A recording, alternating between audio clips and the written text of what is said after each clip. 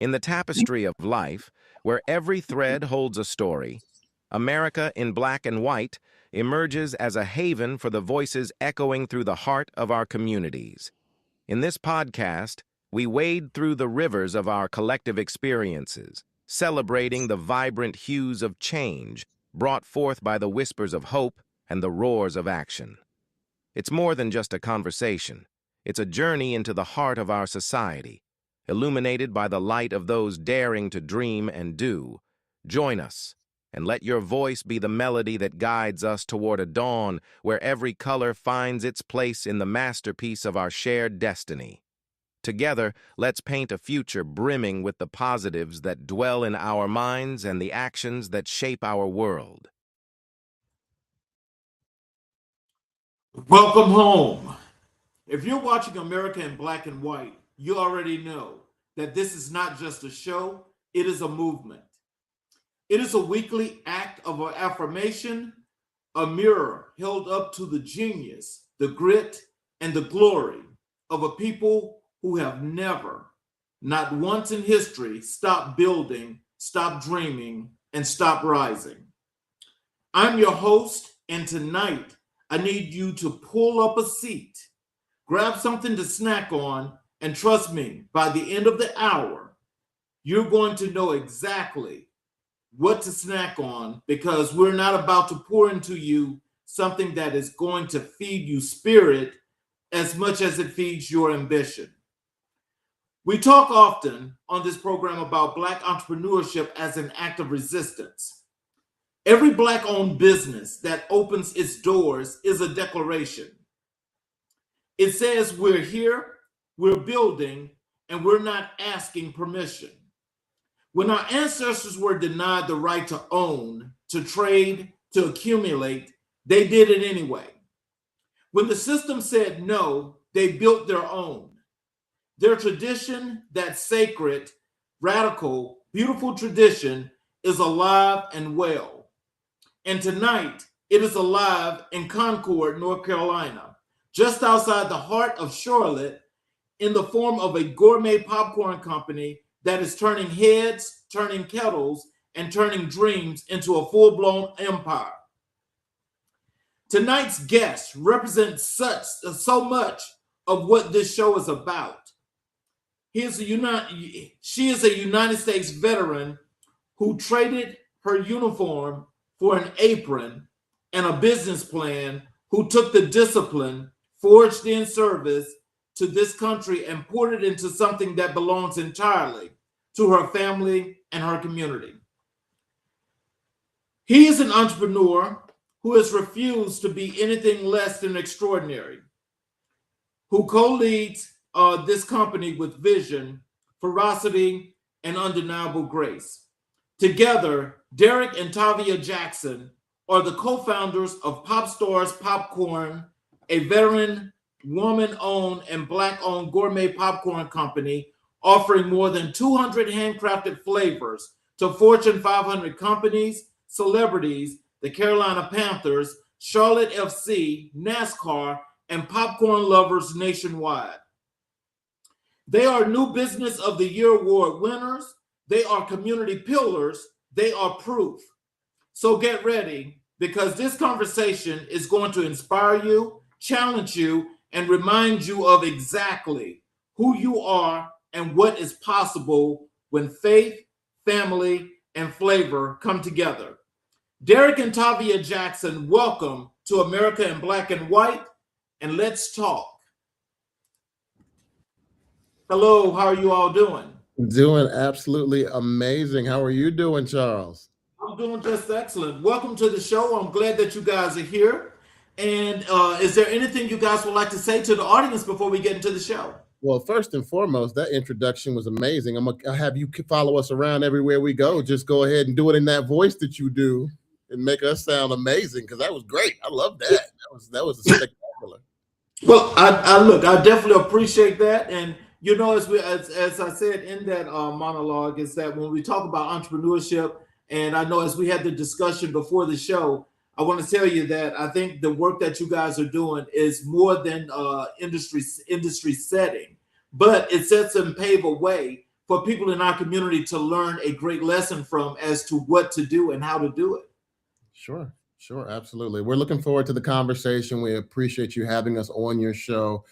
We don't take it lightly when someone asks us to speak because we don't know the folks in the audience. We'd love to get to know the folks in the audience, but we don't know the folks in the audience, what they're facing. So our prayer tonight is just that something that we say tonight or today or whenever you listen to the replay connects with you and inspires you to do something maybe you didn't do before or the day before. So what I like to do is when I start, as we get into the show, I like to go with the part where I call the life story and origins. And therefore, I like to get the audience the opportunity to get to learn about the two of you, you know, as to what you were doing before you got to be the great people that you are now as a leader in the community. Let me start with you, Derrick, if you would please. Take us back, and where did you grow up, and what shaped the man you became? Oh, wow. Okay. So we jumping right into it. All right. So I am from the Washington, D.C. area. Originally, I'm a DMV kid. And I was born at Andrews Air Force Base. So my mom was in the Air Force Academy. And so Northern Virginia is where they still call home to this day. So when we go and visit them and you know, they come see us a lot of times because we have the grandkids. But the humble beginnings, I guess, would just be, I knew there was a whole world out there. I don't know where, maybe I saw National Geographic or something. I was like, man, this is bigger than my neighborhood. I want to see the world. I want to see everything. And I remember, and I told the story a couple of times that, you know, they went around the room when kids were in grade school and they'd say, what do you want to be when you grow up? And little Johnny said, I want to be a fireman. I want to go put out fires and stuff. Oh, girl. And, you know, oh, I want to be a policeman. Or the little girl said, I want to be the first woman president of the United States. They called on little Derrick, and Derrick said, I want to be Batman. And I was dead serious. Because what I knew about Batman is that he was crazy wealthy as Bruce Wayne, and he helped people when nobody was looking. And so I don't need the credit for it, but we want to just make sure that we're making a lasting impact with whatever we put our hands to. And so that's kind of where things started. Some of those moments that really formed us was finding a mentor. That was huge. Finding someone that I could turn my brain off and turn theirs on, because it's so much safer to walk through a minefield after someone else has already gone through it. Right? You could blow some stuff up now. So it's great to follow behind someone and just step where they stepped, you know, then have their advice prior to making decisions, because experience is an expensive teacher, you know, your own experience. And so I would say that would be one of the real pivotal moments, because that showed me how to build a business, but it also showed me how to build a life, right? And a lot of other things that came along with that, but I'm sure we'll get into it. Tavia? So Tavia, tell us, what is your earliest memory that tells you who you were destined to be? What a great question. So I think one of my earliest memories that told me who I was supposed to be is I was in 7th grade. And it was the day where it was parent-teacher orientation at the beginning of the school year, when the parents go, you know, visit each class and meet the teacher and know right before the school year where their kids will be. And my science teacher, Mr. Floyd, he lost his voice and he was hoarse. And he said to me, Tavia, I'm hoarse. Can you walk the parents through the introduction for the year? And I just said, sure, okay. And I don't know what he handed me, but whatever it was, I walked every parent through the introduction for what it was history, for what history was going to be like for 7th grade. And I didn't think anything of it. And when I came back to school the next day, Mr. Floyd said, you really have a gift. Like, you were amazing, and like, don't ever forget it. And that was the first time that anyone had said anything about me speaking or talking, or that I had a gift. And I was in 7th grade. So this is for both of you all. So how did the two of you meet? When did you know you were building a life together and eventually a business together? I'll start with when did we meet? So we both were high school seniors, and we went to visit Elon University in North Carolina, it's near Burlington, on the same weekend. So they had this weekend called Black Awareness Weekend because Elon was like 97% white and 3% all other. Everything else, everything else was in that 3%. Any brown, anything, any drip was in the 3%. And so we went, and that weekend you stayed for the weekend with another African American student. And so I went, and he happened to go the same weekend. And on the Sunday, the very last day, when your parents were coming to pick you up from the weekend, they had a choir concert. Well, the young lady I stayed with, she was in the choir. She played the bass, actually. And the person he stayed with, the gentleman, he was in the choir. So they came early, and Derrick and I are sitting in this massive auditorium. All the other people helping her on stage. We're the only two people there early because we came with our mentors. And he came and sat beside me and said, "Is anybody sitting here?" And I was like, "No."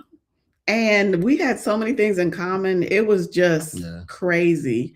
And so we both wound up coming to Elon when the fall came, and we became best friends first. And then later we dated. And 7 years from the day we met, we got married. Oh, wow. Congratulations. See, that's wonderful. That's that college experience for you. That sets the tone. Mm-hmm. Absolutely. You're finding yourself when you leave home, and you're figuring out who you are. So in that whole process of figuring out who I was, it was unique that I was able to find the love of my life. And so you mentioned that she's a veteran. So Tavia's a United States Marine Corps veteran. So that's not the lightweight. That's the real deal. So she was being activated. This is like Desert Storm, Iraqi Freedom that time. Operation Iraqi Freedom. Too. Operation Iraqi Freedom, and had orders to go overseas. And I said, oh, this just got real. It's one thing if you're in the military. It's a whole other thing you're in the military. You're going actually doing military things overseas. And so I knew she was the one. And I don't think that sped up the timeline, but it was definitely a line drawn in the sand where, okay, are you going to grow up, man up, or are you going to, you're going to be the boyfriend, or, and so I made a decision. I was going to propose. If she's going overseas, I want every foreigner over there to know she with me. Well, I'll tell you this, we do have that one thing in common because I'm a Navy veteran. Okay. And so I understand your plight. And when you talk about Desert Storm, I was actually stationed at NAS Cecil Field down in Jacksonville, Florida, when I had to bring back several hundreds of not veterans, but reservists back for active duty. That was a big operation for a short period of time. We appreciate your service, sir. Yes, How many years did you serve? 10 years too many.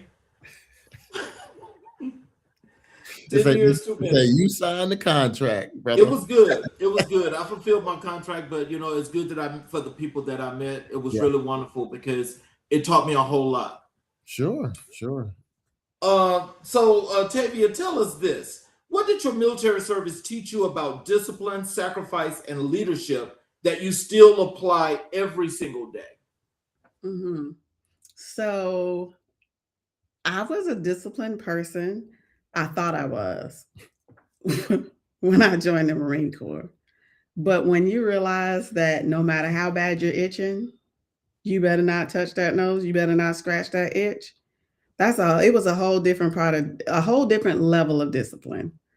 So it definitely helped me maximize the discipline that I thought I had, so that I could be even more focused and even more resolute, and even more, when you make a decision, you can stick to it. Mm-hmm. When it comes to leadership, I believe the Marine Corps helped us to learn how to lead. Like, we believe in mission accomplishment, but we also believe in troop welfare. So though the Marine Corps is hardcore, and we all know that, though the Marine Corps is hardcore, the two values are still accomplishing the mission and caring about the troops. Mm-hmm. And so I think it continued to ingrain in me that even though I'm very disciplined and we're going to accomplish the goal, we'll run through the tape, we'll do what is necessary. It's still important to make sure that the welfare of myself, my husband, and the people that are walking alongside of us to accomplish things are doing all right.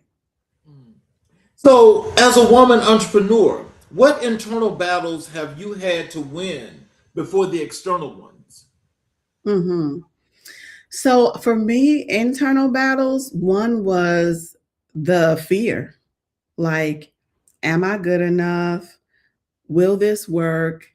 Will I be embarrassed? What if it fails? Yeah. Like all of those thoughts, I call them dissuasion. So dissuasion are like paradigms, like beliefs and lids that limit our trajectory of accomplishing our goals and dreams. Mm-hmm. And so I remember one day I just had to be honest with myself. Like, Tavia, you're not moving at the pace you want to because you're afraid. I was like, okay, what am I afraid of? Let me address it. Even when we started PopStarz, one day in the kitchen, I said, before we sign this paperwork, I just have a question.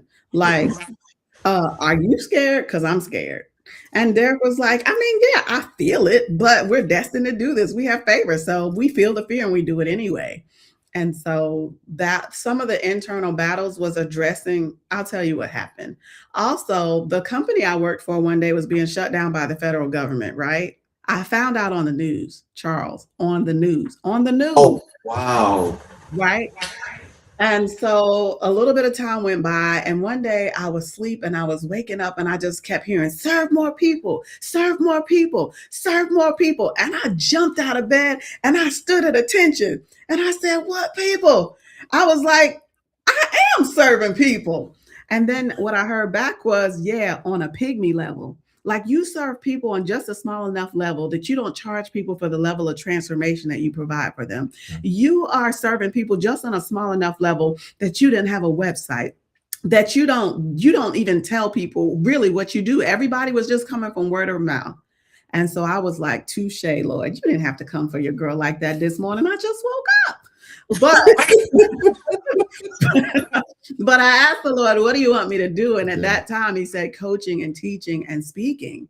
And so I said, yes, sir. And so the internal battle for me was that I had to address that I was building things small and so small that I didn't have to address my internal battles. I didn't have to address my fear. I didn't have to address the fear of visibility or what will happen or what if it fails. Mm-hmm. And so when I decided to take the emergency brake off and go all in, that's when everything started shifting on the outside. Mm-hmm.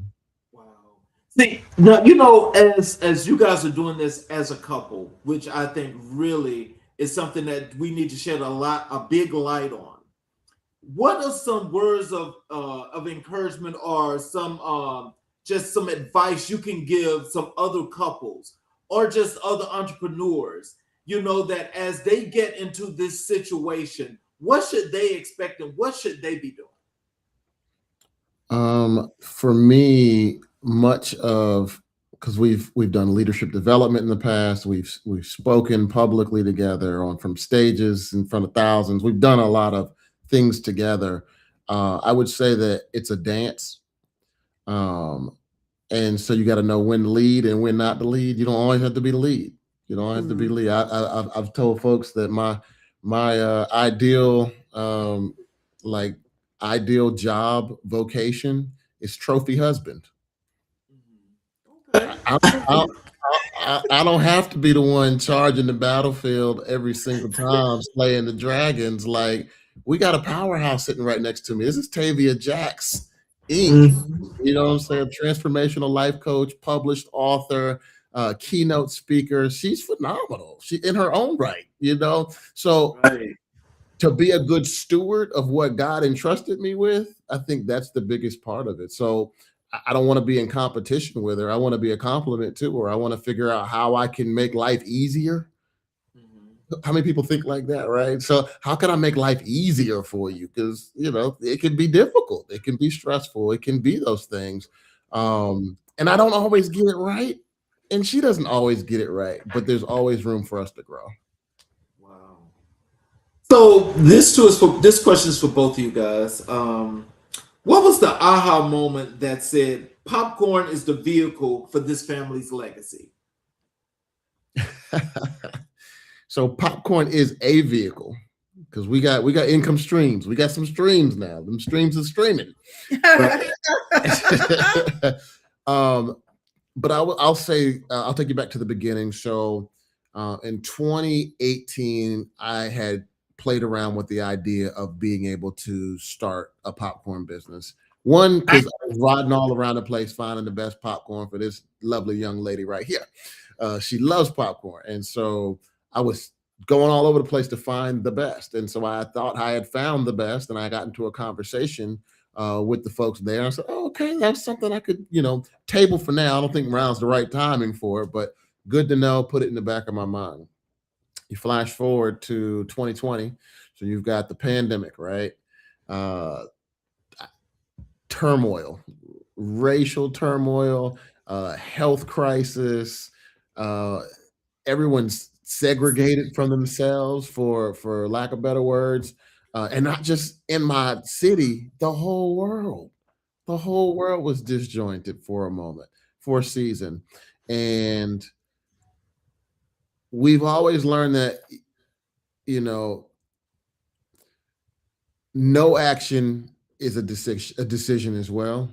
And we decided that we would be a part of the solution. Everyone lost, not everyone, a lot of people lost folks close to them that time. A lot of folks lost jobs. A lot of folks, it was a really, really upheaval of what we knew life to be. And so popcorn was the vehicle for us to bring joy back to the world, for families to have better memories and new experiences that weren't tied to such negativity, political, stress and strain, and nobody's trusting anybody. It's like, well, we're sitting around talking and about times gone by that were a lot more positive, and popcorn was always present. So you're thinking about, okay, well, you got family movie night. Yeah, popcorn was there. Oh, well, the circus. Oh, popcorn was there. Parade. So we went to the game that one time when we all had the jerseys on. Popcorn was there. And we realized that it was, we know it is America's favorite snack food, but it's a nice to have. If they got popcorn, we're going to get it. But what we decided to do was to bring popcorn from the background to the foreground and make it a must-have. And so that's the origin story of PopStarz Popcorn. We went to our children to talk through the idea, because we want them to be involved in entrepreneurship from at least a knowledge perspective and a wisdom perspective. So this is a family decision. So I want to make sure that you guys know your voice is heard. This is what it's going to cost us to do some of the things that we're going to do. We're going to have to forego a couple things for a season in order to stand the foundations of this thing up. And tell the kids, we don't know what the response is going to be. And the middle, our daughter, she turns and says, well, that makes sense, because the baby, Creed, he was born on National Popcorn Day. Oh, wow. I said, and he was only 8 months old at the time. Yeah. Oh, National Popcorn Day, the Popcorn Baby. Which is January 19th. So I know folks will probably jumping on Google now. What is National Popcorn Day?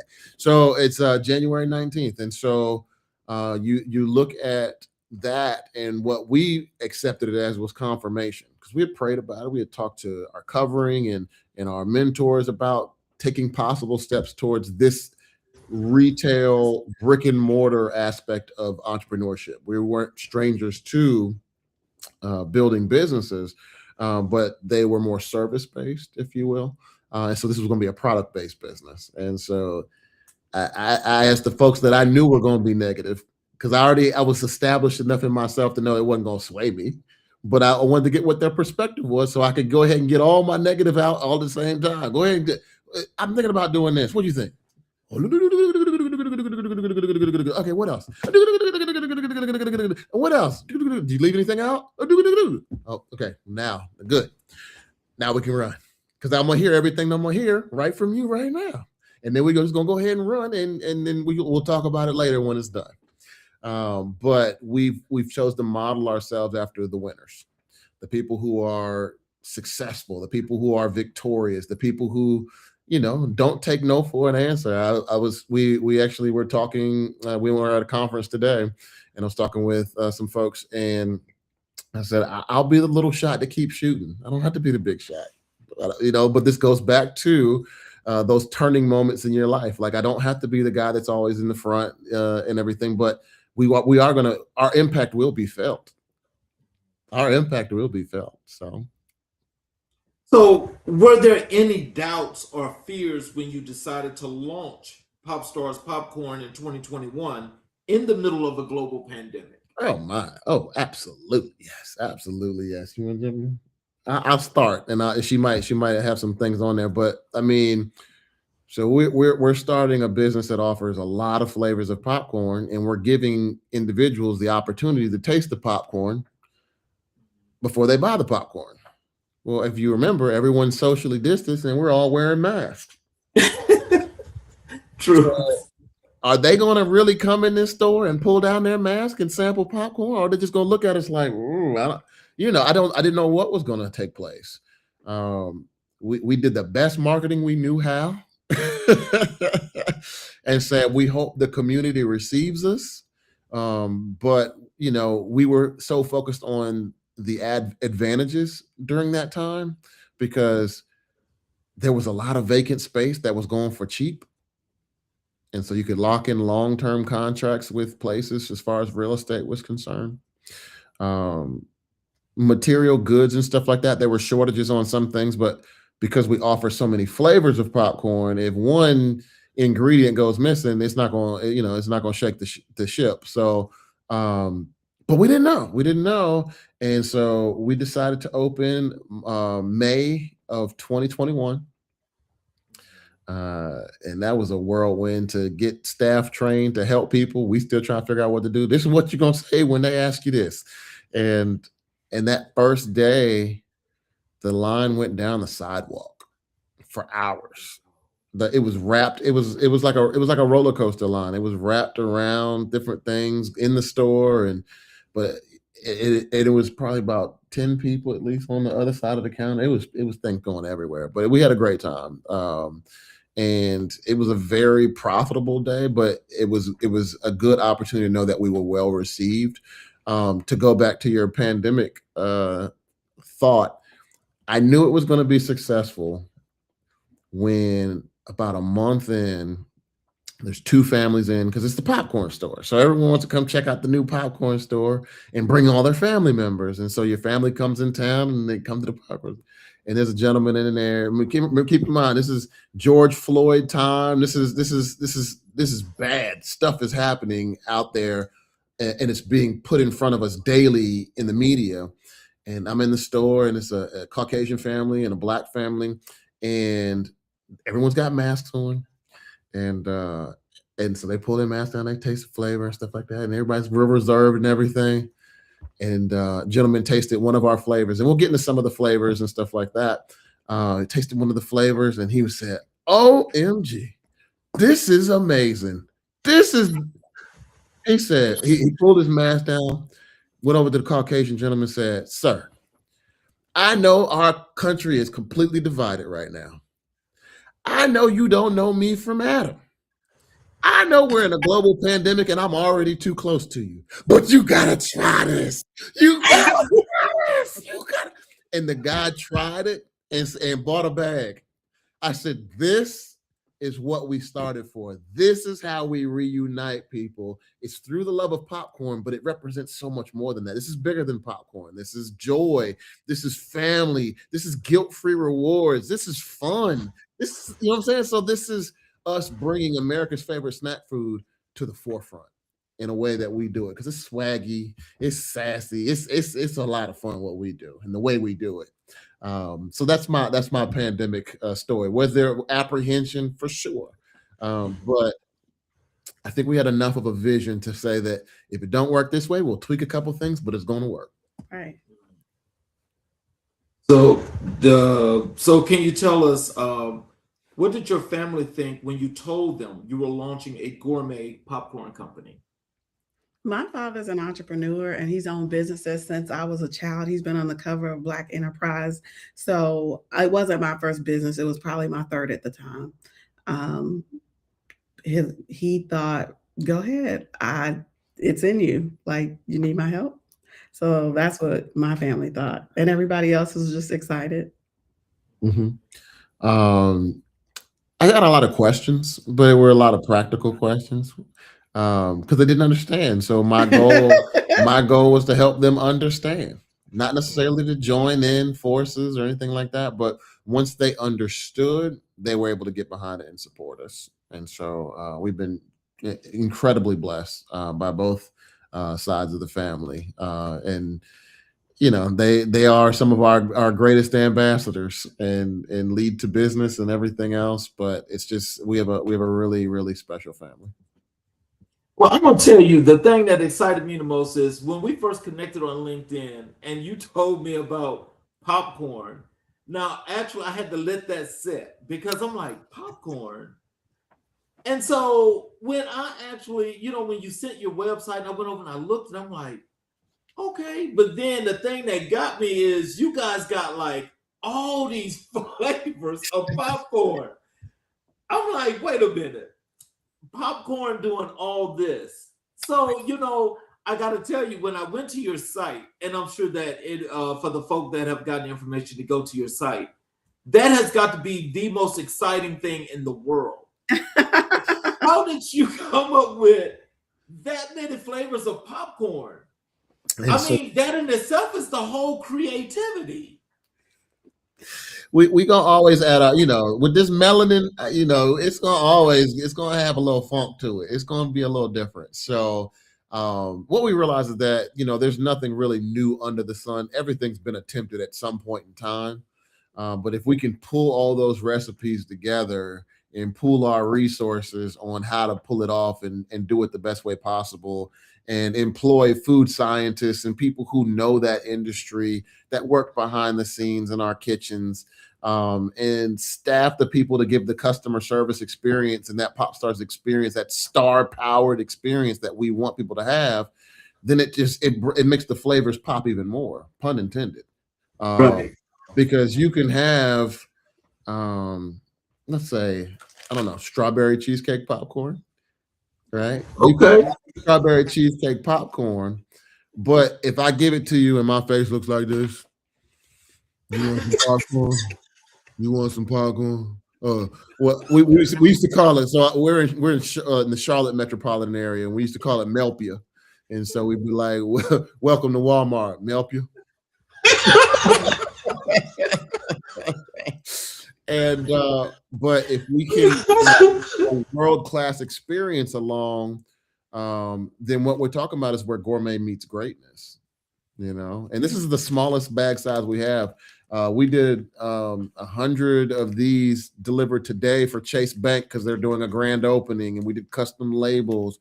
But the sizes and the flavors, we can go as far as a person wants to go. We've narrowed it down. So 200 flavors is the capability.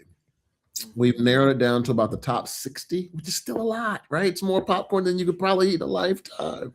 But each one of those flavors connects with a person individually, and it ties to some of their emotional nostalgic experiences with popcorn. And it changes the whole view and perspective on being a popcorn lover. So walk us through the very first day you opened your doors. What did that feel like emotionally, physically, and spiritually? For me, the first day that we on our grand opening day, I would say, I cried. I cried multiple times because I was so grateful. Like people came from all over, like people that we hadn't seen in a decade, heard that we were starting a business and they stopped what they were doing, drove all the way to North Carolina to come to our grand opening. It was so beautiful. Friends, family members, people that we knew, people we didn't know. So many people shared it in their neighborhood groups. And I was so grateful, like Marine Corps friends, college friends, like people from all of our journeys of life traveled from all over to come and participate in that day. Spiritually, we had already prayed, we had already covered the location, we had anointed with oil. So we felt ready and we felt like we knew our spiritual assignment. And then physically, we were tired. Imagine. I've been working, building everything, getting the store built out, ordering products, supplies, all of the things to get a business up and running. But we still had energy and zeal and strength. So we had all of that working at the same time. Let's transition over and talk a little bit about building PopStarz Popcorn. You now offer over 200 unique flavors. How did you develop your flavor catalog, and what does the creation process actually looks like? Sure. Great question. So we just recently refined to make things even more simple for our customer experience. And so the easiest way to look at it is that we have 2 flavor categories. So everything is either savory or it's sweet. Okay. So savory is going to be everything buttery, everything spicy, everything cheesy, everything garlicky, everything. Oh yeah, it gets fun. So that savory section is it's going to be lighter typically, but we got dill pickle, we have a loaded baked potato, Nashville hot chicken, buffalo ranch, cheddar jalapeno. We have one called Bang Bang, which kind of puts you in the space of like Bang Bang shrimp. We do a hot honey. We just started doing that one. We're still rolling flavors out. So since we talked last, we rolled out hot honey. Congratulations. Thank you. And then for the sweet category, you have, as simple as caramel, which is, a lot of down home favorites. But we get complex and we get the Fruity Pebbles and Lucky Charms and that strawberry cheesecake that I just showed you. We have that cheese and caramel blend, which we call the Concord combo. Anybody from Chicago say, they're going to call it the Chicago mix. And I say, yeah, when we get to Chicago, we'll call it whatever you want to call it. But you in Concord, we're going to call it the Concord combo. And so that's what we do is we take the handcrafted caramel, we roll it in cheddar, and then we put extreme cheese on a separate kernel. So it's super sweet and savory at the same time, bursting with flavor. But we also get into the far nether regions of like exclusivity, and we have banana pudding with vanilla wafers in it. We have red velvet. We have lemon pound cake, cookies and cream. We have a chocolate drizzle over caramel with mixed nuts in there called Bear Crunch. It goes on and on and on. It really, really does. How we refine that category, those categories down to the ones that move. You look at the statistical data on what's generating things. Some of it was just like, we just need to change the name of it. And I think people will buy it because it just dulls when you start mentioning some of those whoa dessert flavors and things of that sort. But the people will tell you. The people will let you know real fast. You take that off the shelf, you're gonna have to answer to me.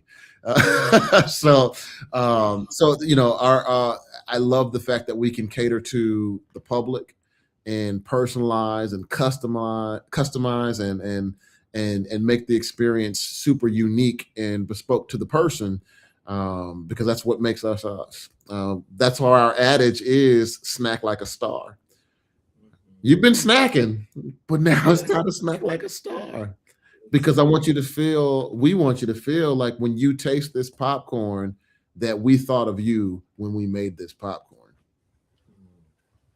So what does handcrafted in small batches mean to your brand identity and your promise to every customer? So what that means is everything is made by someone at every step of the process.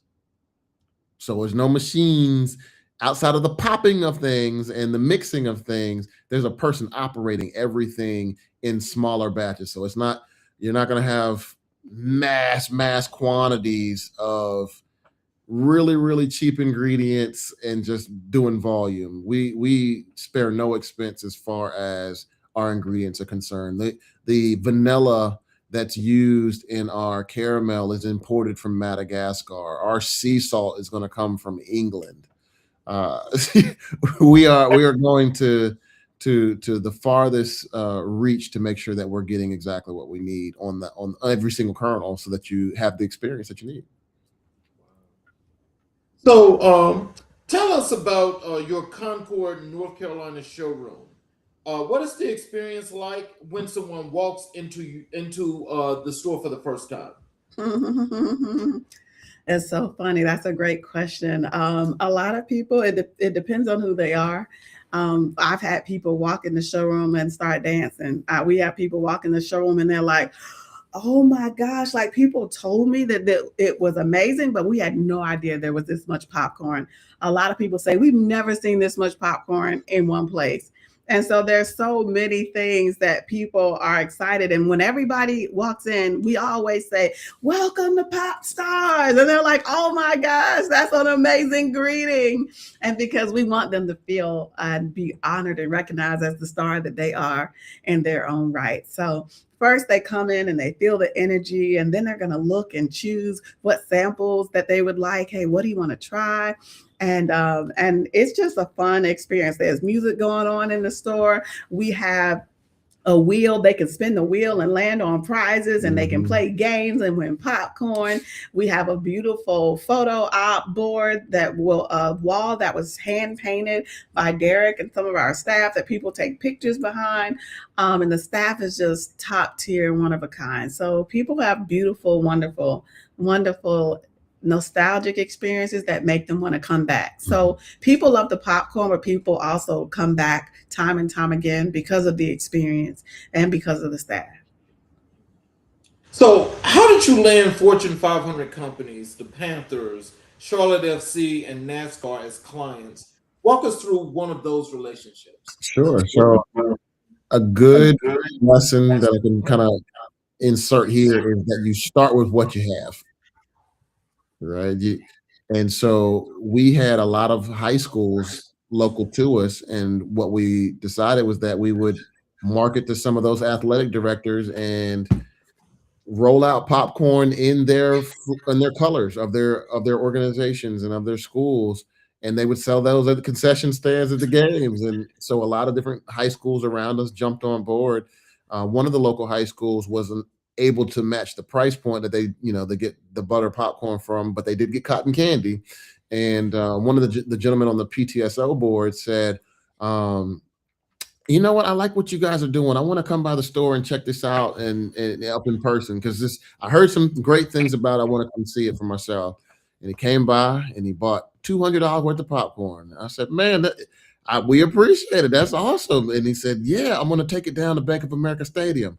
I was like, that's cool. How are you going to do that? And he was like, well, he just said, I work with David Tepper, who's the owner of the Panthers and the Charlotte Football Club. So I didn't know this was like his right-hand man. This is the guy on the PTSO board of the high school, but his daughter was going to school there. And so he bought $200 worth of popcorn, took it down there, came back, bought $250 worth of popcorn, and said they love it. We can get you in the room, but we can't keep you there. We can get a conversation going. I said, man, I've been doing that my whole life. You get that door open, we in there like swimwear. And so we were able to broker a relationship, our 4th month in business, to have our popcorn carried in the all-inclusive suites at Bank of America Stadium with the Panthers and the Charlotte Football Club.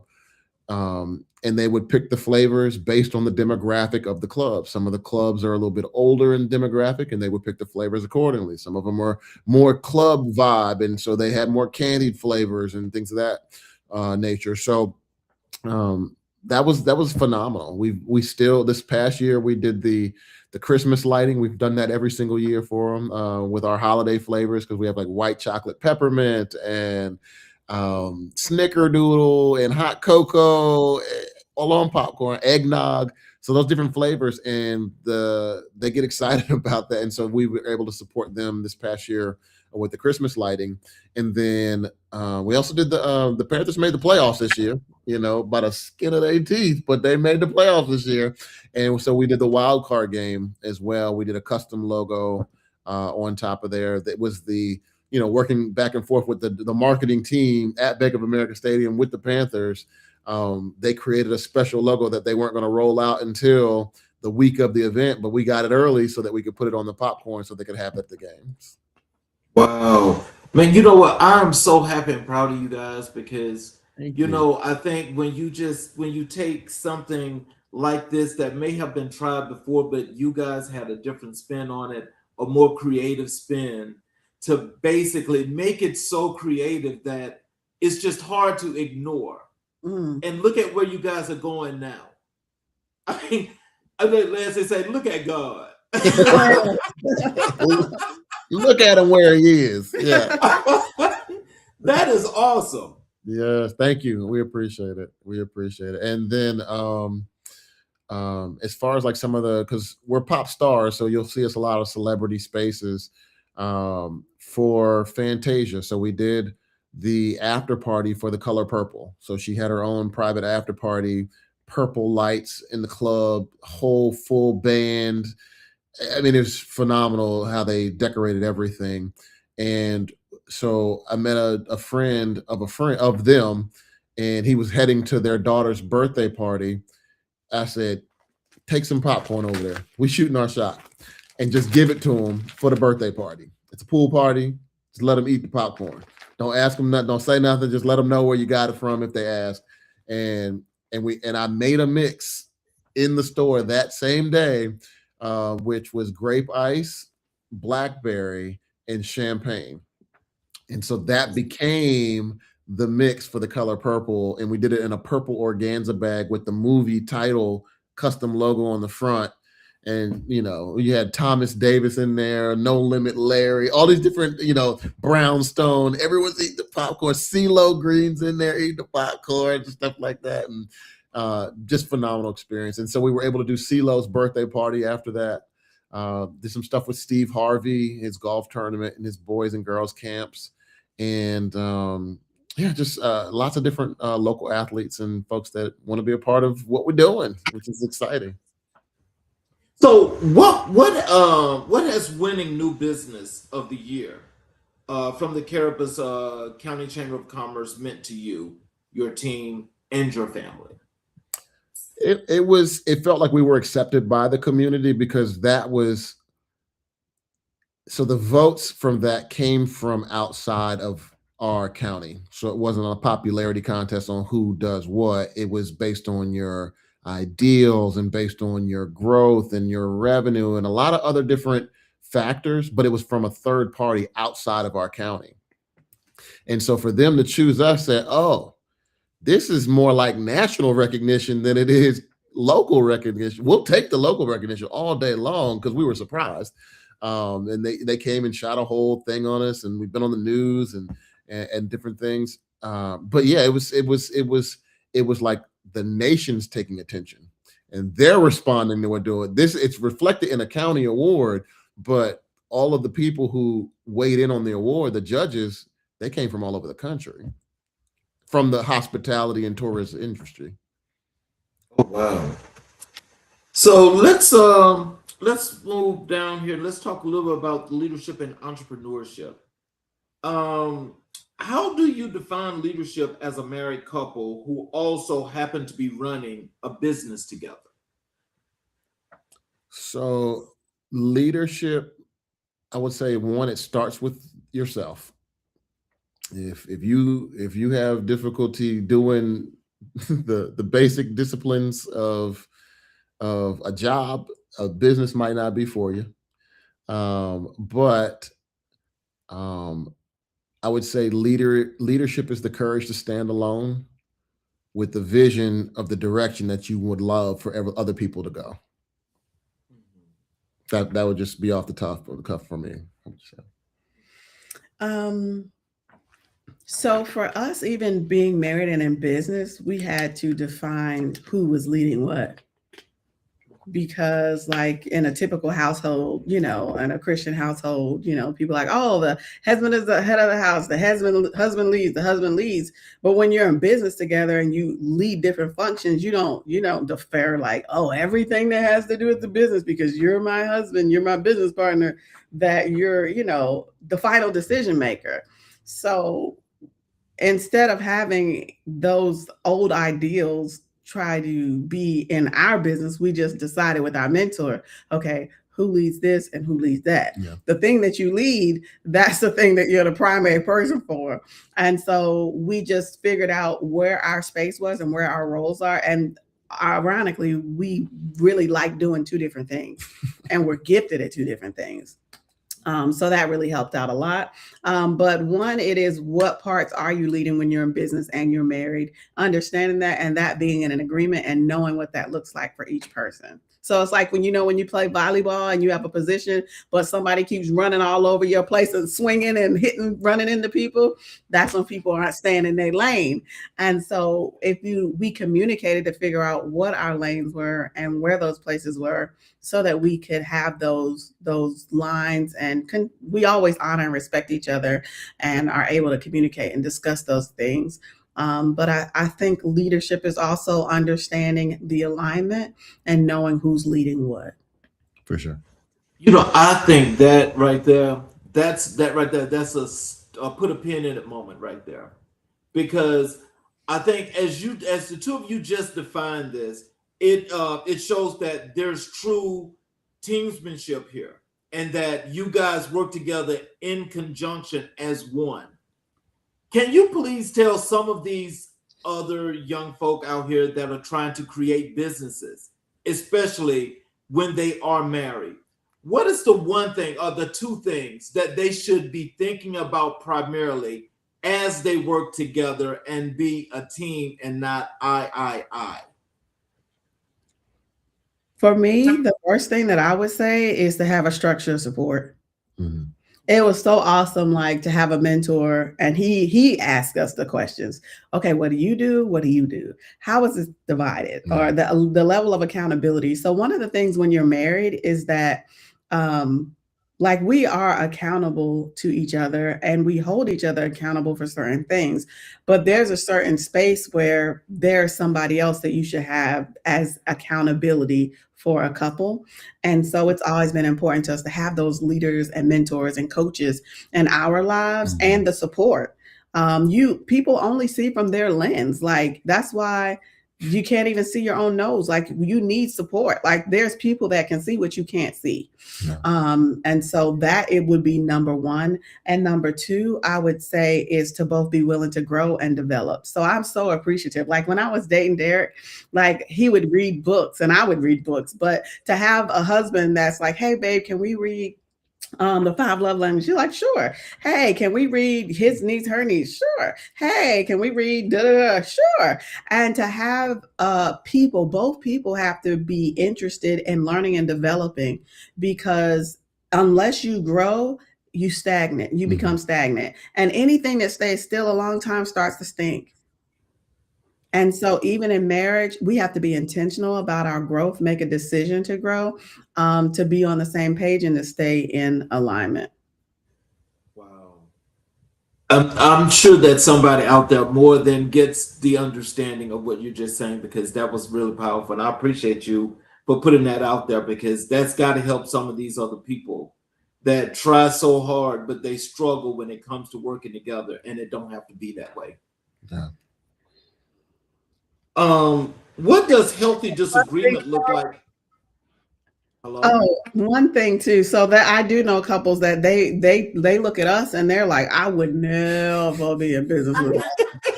Never in a million years. And that's cool. That's what they do. But we loved each other, but we also had kingdom this kingdom connection, we also had this whole different level of competence when it comes to business and this connection.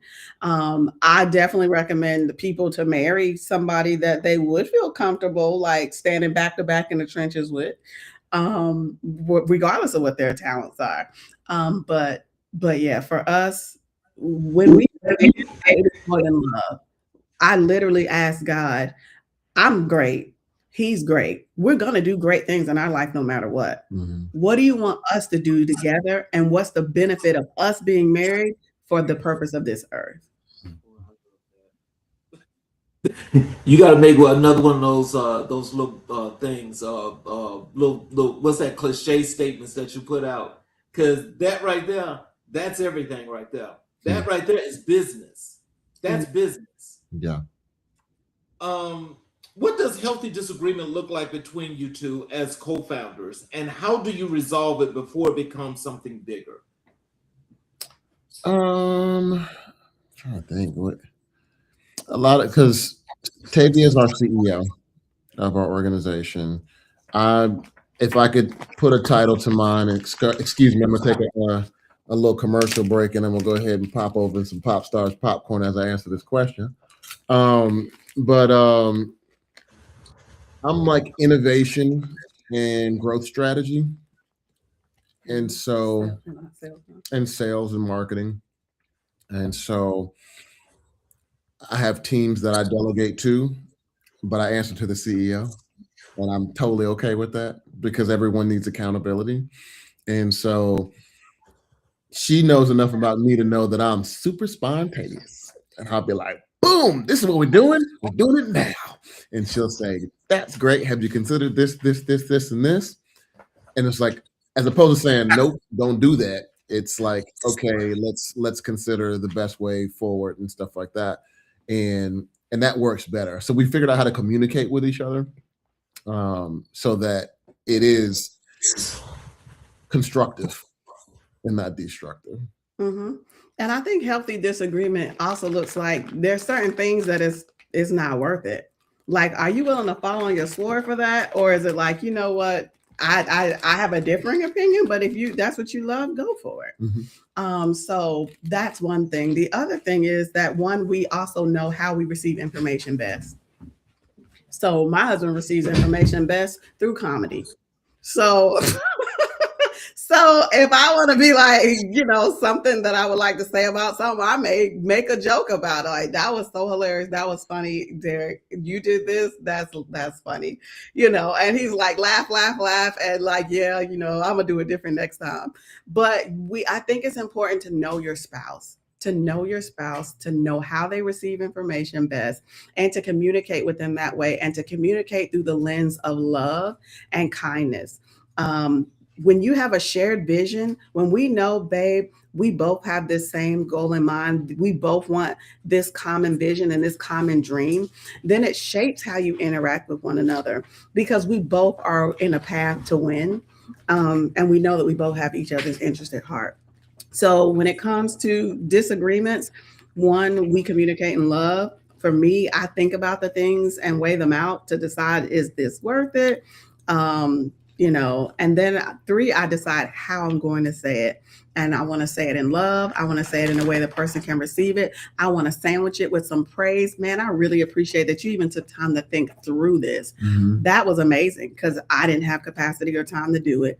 And then you may share, I was thinking, based on our vision, what if we tweaked it this way? And another compliment. Thank you for killing it. Thank you for putting the time in. Thank you for building the team around to even help solve this thing. It went really, really well. So, Tavia, what does it mean to you to be a woman entrepreneur in the food and beverage industry, a space that has not always made room for us?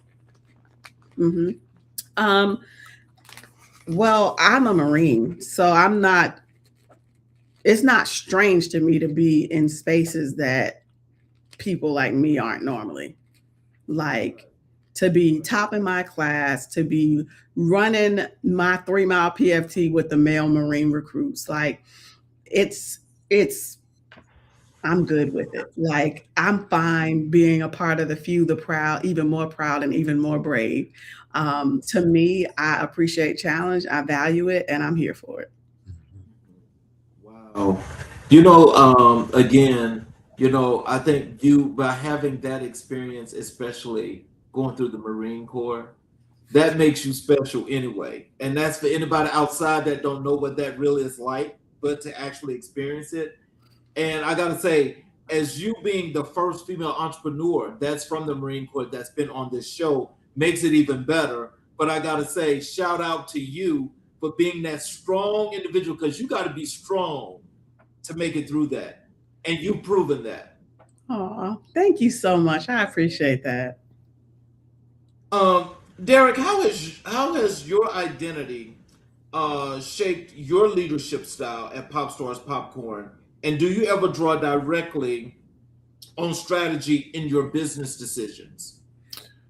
My everything is around strategy for my business decisions, because we have we it's like knowing where you want to go and leaving yourself a trail of breadcrumbs back to this moment. So our vision for the future is clear, and we're continually clarifying it, all the way down to what countries we're going to be in. The business platform without us. This is global. Like this is not a mom and pop operation. It was never intended to be. When God handed it to us, I said, "Oh, this is gonna be big. It's big, bigger than the people I know today. Big." But I would say I am, and so I have a history of being a musician and being an artist and all these different little paths that have led up to this. And so I draw a lot on innovation and creativity, that to solve problems that have not been solved, I can't use the same mind that creates those problems. So we have to look at situations and scenarios in non-traditional ways to be able to bring about results, whether it's packaging, whether that's who we decide to hire, whether that's making a decision that we ain't doing this no more. We're not doing fundraising anymore. Let Double Good do the fundraising. We're going to do this, because a lot of figuring out who we are is figuring out who we're not. And when you're starting a business and people start waving money around, you're like, yeah, I do that too. I do that.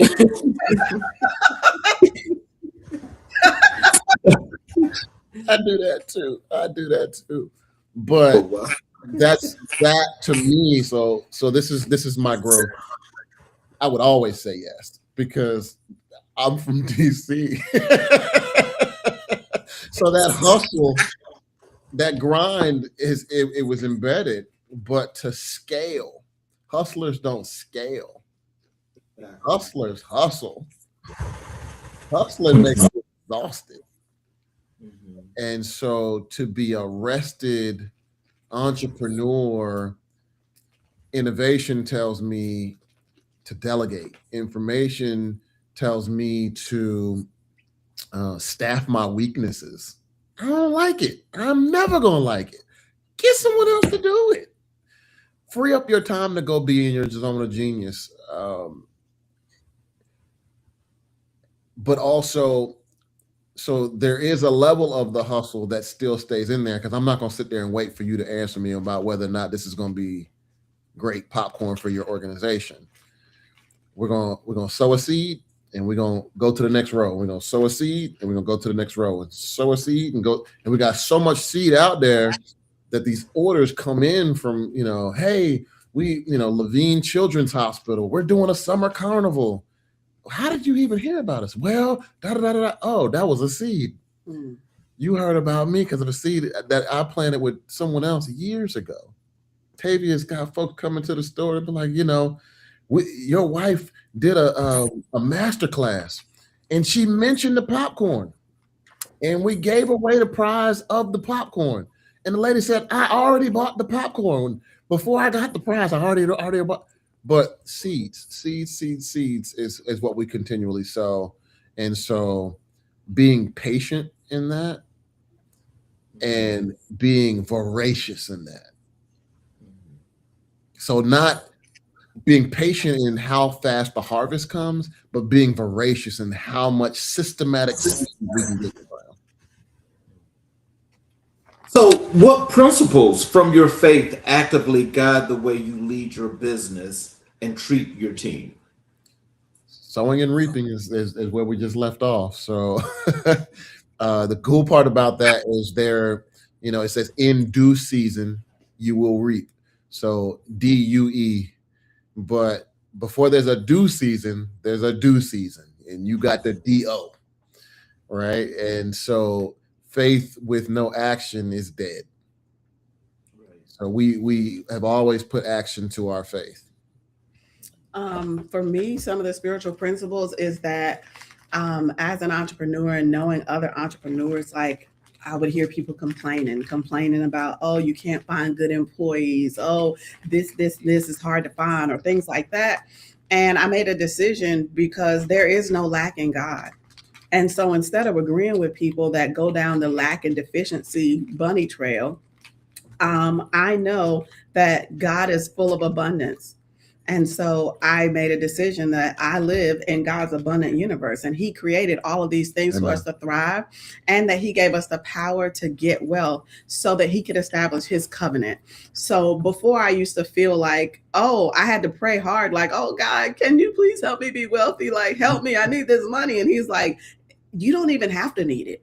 I'm trying to establish my covenant on this earth. That's why I gave you the power to do it. It's about me. Mm-hmm. Would you just come into alignment, come into agreement, spend time with me and hear from me, and then I will give you the instructions. And so some of the other spiritual principles is literally hearing from God.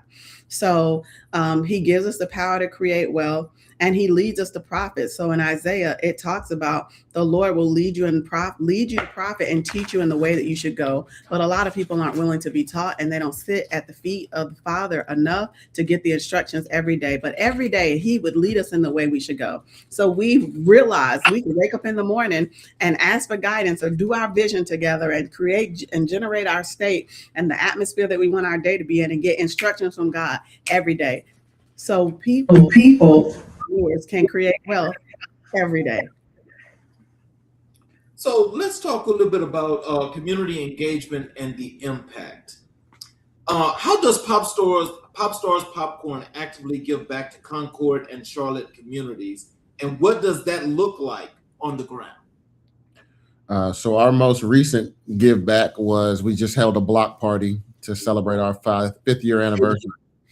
And so the block party was equipped with bounce houses and a coloring station for the kids and a Frisbee golf station so you can learn how to play Frisbee golf, and face painting and temporary tattoos. And the local law enforcement was out, as well as the fire engines and station. And I mean, Walmart was out. A whole bunch of folks came out to help us support and just give back to the community. We had coolers of free drinks everywhere. Just come get a beverage, man. You don't have to go buy no popcorn, no purchase required. We just wanted to reintroduce ourselves to the community and create new experiences and better memories for families. Mm-hmm. And we support countless charities. Yeah. Like there probably isn't a month that goes by that we're not supporting a charity, whether that's connected to college scholarships, whether it's connected to kids learning how to read, or having after school programs, or getting medical attention, or helping moms that want to have babies. Like every month we are supporting nonprofits. So what does being a Black-owned business in the Charlotte metro area mean to the local community, and what responsibilities do you feel because of it? For me, I learn it every single time we go out and we meet people and interact with them, because we don't always lead as the popcorn people per se. It's cool when they know you as that before you say anything. Hey, it's the popcorn people. It's funny. But I feel the weight of it when I talk to our youngest customers. and our oldest customers. So our youngest customers are typically like 4, 5, 6, 7 years old. And it blows their mind. The flavors blow their mind. But then when they see us behind it, it's exciting to them in a way that it's like, we can do that? This is something that's possible? And then when you meet someone who survived the civil rights struggle and they look at you and they tear up and say, this is what we fought for. I mean, the weight of that, like, we don't take it lightly. This is what we do. This is what we do. We are game changers in this space. This is just what we've been given, the tools we've been given to change the game, and let people know that they can do it too in their chosen field of endeavor, whatever that is. So, have you created employment or economic opportunity programs in your community? And what does that aspect of the business mean to you? So we have somewhere, usually it's between 12 and 14 people that are on staff. And those are folks from a variety of different walks of life, different situations, not to get into everybody's details, but they need a shot, they need a chance. And so being able to give that chance and that opportunity to people makes a huge, huge difference in who we are, because that's just who we are. We were the folks that in our starter home, we invited a family of 5 that had fallen on hard times to come live with us. And that house did not fit us, more or less 5 more people, right? But it was just what needed to be done in the moment. It's always the right time to do the right thing. So I would say that we definitely have programs that we involve with job and workforce agencies and things of that sort, and college and career fairs, and we're all out there. We definitely are. I want to give you guys a shout out for being community leaders, and establishing something like what you guys are establishing in the communities is definitely what's needed, and we need a whole lot more of that. And I'm sure that the Charlotte metro area has more than got its knowledge that you guys are there, and you guys are going to keep going. So that's setting a standard that I think everybody needs to pick up on. Thanks. Can you tell us, what does buying Black mean to you personally, and how do you encourage your customers to think about their spending as an act of community investment? Mm-hmm. So for me, buying Black is supporting our community. Like my trainer, for example, Sonia D, she has a whole line of natural products. And so I buy my soap from her. I buy certain cleansers from her. I buy things from her. Like if I can get that from her, I'm like, hey, let me support you. 1, you have the knowledge. 2, I know it's an amazing, pure product. So there's so many people that are living their dream, and they're called to help and support people. And when we consider them and invest in them, it helps people. So it's beautiful that people will walk in our store and be like, literally open the door. And mind you, we do have employees of multiple races. Walk in the door, ask the white people, is this Black owned? I mean, it tickles me every time. I mean, it's hilarious. Like, y'all just walk right on in here and just ask them that right to their face. And so they'll be like, yes, ma'am, it is. The owner's like here, actually, or the owners are right there on the wall, But it's funny, but people literally also come out and support. And we appreciate it. We appreciate the support. We appreciate the consistency. Even Caucasian people that support, I have had people of other races say, hey, we understand the value of this. We want to support. And we appreciate that as well. Let's move over here to your Black history influences. When I spoke to you on the phone, you told me that Bob Johnson and Kathy Hughes were the most influential people in your life and career. Can you tell us, Bob Johnson became the first African-American billionaire by getting on Black culture through BET. What does his legacy mean to you as Black entrepreneurship in building a different industry, but with the same audacity? So entertainment, education, and empowerment is what they are. And I had the opportunity to meet Kathy as well as Bob through the National Association of Black-owned Broadcasters, because I was interested in media and did undergraduate research on Black radio. And I think that was my opportunity to learn what I didn't know, because you can know like the highlights, but to know like the struggle, then the victory is a whole other story. So to me, that same responsibility and that same weight, that's a shared weight. That's not just a Derrick and Tavia weight. That's a weight for anyone who strives and aspires to be more. So they stand out to me as living, breathing examples. I mean, you can go through, Black History Month, I feel like we should just add days for every individual we add. It'd be the longest month as opposed to the shortest month of the year, because when you look at Black accomplishments and the significance of the Black impact in every stratosphere of our life, it's there. We don't need to just talk about it in 1 month. We but it's just making sure that we know that we're playing a part in it now. Like, we're making popcorn, but we're also making history.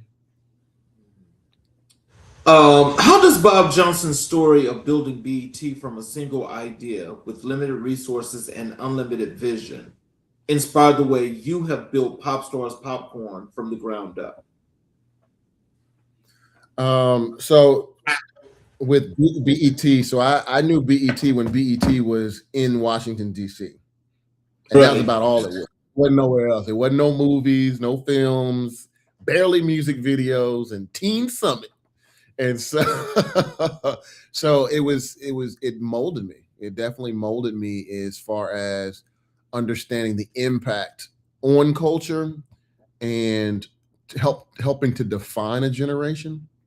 And so if I could walk through that minefield after someone else, I'm looking for opportunities that we could do the same here in this consumer packaged goods space, where we can define a culture and we can bring about things that have never been thought of and never been done before, all through the love of popcorn.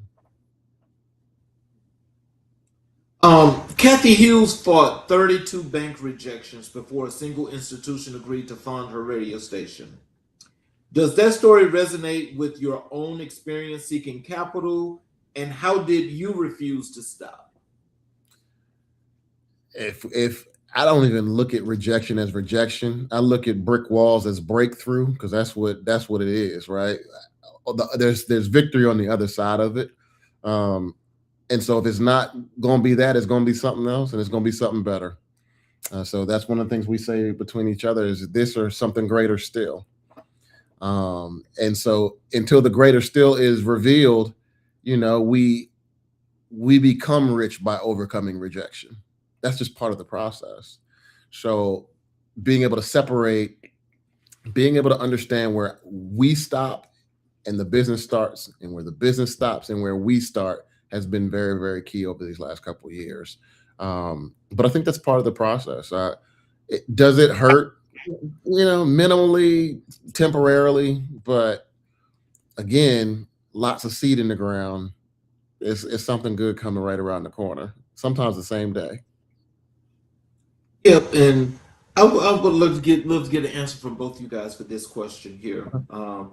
Kathy Hughes was the first African-American woman to chair a publicly traded corporation. Tavia, as a woman entrepreneur, what does her blueprint mean to you, and how has her example shaped your own leadership walk? Mm-hmm. That's a great question. So for me, I think that the resolute heart and mentality that a woman has is seen on the outside.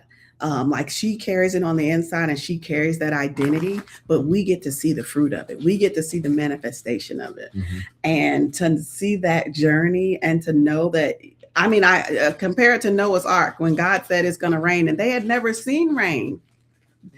They had never seen rain. And for God to tell somebody to build a boat, and you built a boat for years and nobody's ever seen rain, they're like, man, you crazy. So imagine somebody like her saying, I'm going to do this, I'm going to do this, I'm going to do this. And people be like, man, we ain't never seen nobody do that. You crazy. You should just stop right now, you know? And so to know that her overcoming created victories for so many other people, it's just beautiful, and we honor it.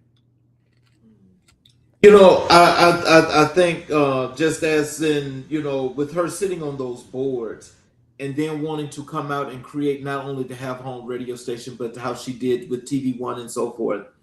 I mean, there's a lot of tenacity there, but also it's the idea that the things that she had to do to fight through so many things to even get this accomplished. So to think about all of those no's and the barriers that they put before her, just think about this. And if you would answer this from a female perspective, you know, primarily because, you know, I mean, kind of like when I see things like that, it kind of like sets, it's on the billboard. It's for the billboard because she pushed through and she was able to make this. You guys together are doing this, but you're the CEO and you guys are pushing through. How do you make your story, as in this company, be one of those that's going to be legendary in that fact that's going to last forever and ever as a legacy? That's a great question, Charles. And to me, I think we have the responsibility to take the necessary actions, to invest in ourselves, to be able to grow to that level, to continue to set an example and create victories as such. So for me, it's one, knowing, not expecting things to just fall all the time in your lap. It is an intentional thing. It's intentional. And so for us, success is not just a reward. Success is our responsibility. Yeah. And that's how I feel. And so it is our responsibility to do the needful, to do the necessary, to make the investments, to grow, to learn, to overcome, to be disciplined, because it's not just a reward for us. It's literally our responsibility. And even in that responsibility, people also get to see God. Like if somebody's broke, busted, and disgusted, people don't come to them and say, man, I want to know your Jesus. I'm sorry, but I just got that visual. That part, like they be like, bro, he not helping you out. He ain't gonna help me out, you know? And so a part of our responsibility is to continue to make Jesus famous. And by doing our part and being disciplined and stepping and living by faith and living by the real principles of the word is how we do that. So can you tell us what is the through line between what Bob Johnson and Kathy Hughes built in media and what are you building in the food and beverage space? Is there a common thread in what it takes to build Black-owned institutions that last? I would say so. You know, as we wrap this up, I want to make sure that we drop, you know, the nuggets in there as well.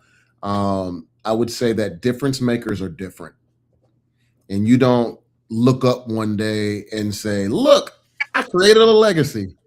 Mm-hmm. It's daily decisions and daily disciplines and daily character that those come from. And so I'd like to say that we're on the same path as those moguls. You know, like I said, the greater the struggle, the greater the victory. And you know, I can't say I was homeless like Kathy Hughes, but what I can say is that there has been struggle. And they say the struggle is real, but my God is realer. So, you know, victory is on the other side. So I see us as victorious, just like all the greats, right? And so we're just waiting for the income to catch up. So if Bob Johnson and Kathy Hughes were sitting in this interview with you today, what would you want them to know about PopStarz Popcorn, and what would you ask them? Well, first I give them a bag, so I'd be like, okay, you saw the little bags. Here go a big bag. You look like you got a big appetite for success, so you have to have a whole lot of it. But I think I would just pick their brain and just see who they are as people. you know. Um, One thing that I do know is that when you're used to the limelight or in the limelight, you feel like you always have to be on. I like to get to know the people when they don't have to be on, you know. Not saying it's a different person, but I value those experiences. I value that texture of that conversation, the richness of it. So that's what I would glean the most from. So let's this last part here. Let's talk about your vision, expansion, and the future. Sure. Where do you see PopStarz Popcorn in 5 years, nationally, globally, in terms of the product lines, community impact, and the legacy you're actively building right now? Nationally, household name. I'm gonna keep it brief. Nationally, household name. Uh, Internationally, in hotels and resorts worldwide, employing people in countries and continents of Africa and places where popcorn is not really a main thing, but we're gonna make it a main thing. When you look at the global footprint of popcorn right now, I mean, it's already, I think, $3 billion and growing. Um, Ready to eat popcorn, but most of that is going to be the United States. And the farther you get from the United States, the more that number goes down. But corn can grow just about anywhere, can't it? And so there's ways that we can change whole economic systems with what we're doing. But if you found us in the United States, once you travel overseas, you're gonna find us there too. So it'll be succinct, and it'll be brilliant, and it'll be legacy. Last question. Sure. What is the one thing, the single most important thing you want every person watching American Black and White today to remember about Derrick and Tavia Jackson and PopStarz Popcorn? What's that? Number one, snack like a star. You're gonna snack on something. Lord knows you're gonna put a potato chip or something in your mouth. But we have America's favorite snack food.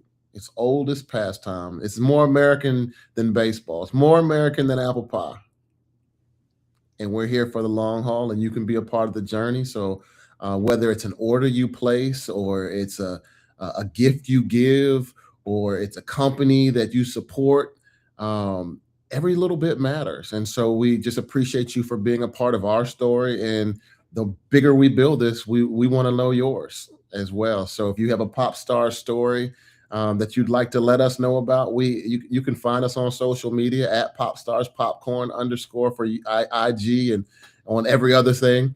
And you can just contact us through the website. We got emails. We're easy to reach, not easy to reach, but we're reachable. We're reachable, and we want you to know that we believe that together this whole thing works, and you are a part of that together.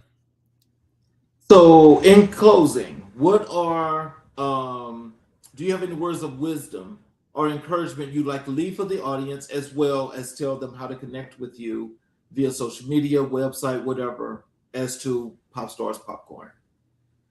So have the courage to be different. Difference makers are different. A lot of times you may feel isolated or alone. A lot of times that's setting the foundation for leadership. Not that you're supposed to be alone, but sometimes you're pulled away so that you can hear the voice of the Father clearly, because he's got specific instructions for you and not for everybody. If it was for everybody, he'd yell at you in an amphitheater and everybody would go do the same thing. But that one thing that you're called to do that scares you, the dream that's so big that it shakes you, that's probably what it is. So give it a little bit more time, give it a little bit more thought. If you think it, ink it, because you don't want to forget it. A short pencil goes a lot farther than a short memory any day. And leaders develop daily, not in a day. So take strides every single day to live the life that you really want to live. Not the one that you're going to settle for, but the life you really want to live, because it could totally happen at any stage of your life. Absolutely. And I would just say, dare to dream. Like, get out of your comfort zone, because your comfort zone is your failure zone. And if everywhere that you are in your life, in your job, in your profession, in your relationships, you're doing the same thing every day, you're not stretching, you're not growing, that becomes a comfort zone. But you're designed to keep growing and to keep stretching. So I would just encourage everybody to dare to dream, and to remember that the books you read and the 5 people that you hang around with the most are going to determine where you are the next 5 years in your life. So choose wisely. So as I'm gonna close with this monologue, but before I close, I want to just ask you guys, after I close the show, do you have a few minutes to hang around? Yeah, a few. We got to jump on. I have to go. Yeah. I'm good. And so, just in closing, for those of you that have been watching, I appreciate you for spending this time with us.